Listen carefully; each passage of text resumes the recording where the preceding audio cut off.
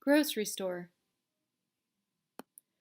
Let's pretend that we work for a grocery store and we've been given the assignment of designing the software responsible for keeping track of the store.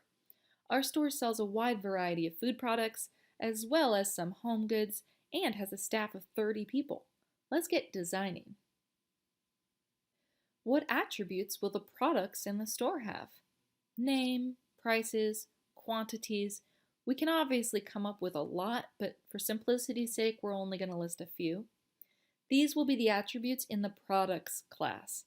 Under the products class, let's have a class for food items and a class for home goods.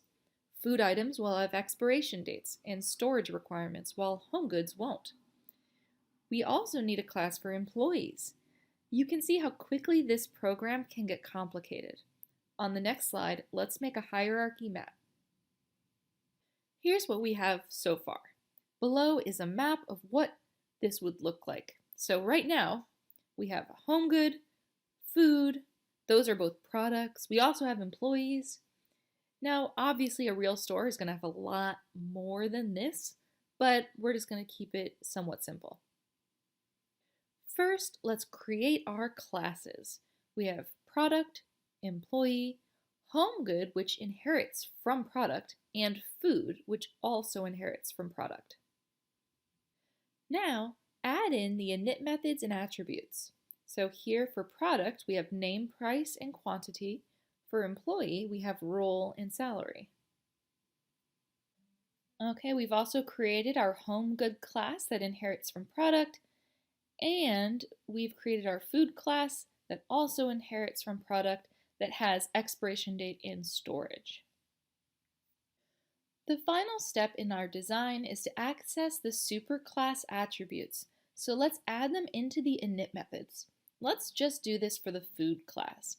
So for food, any food product will have a name, price, quantity, expiration date, and storage. Now the first three of those parameters are going to be sent up to the superclass, the product class.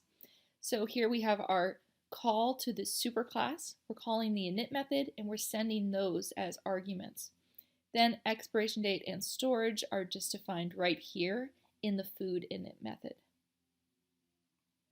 Let's create a food product. So here's all the code we have so far that we need.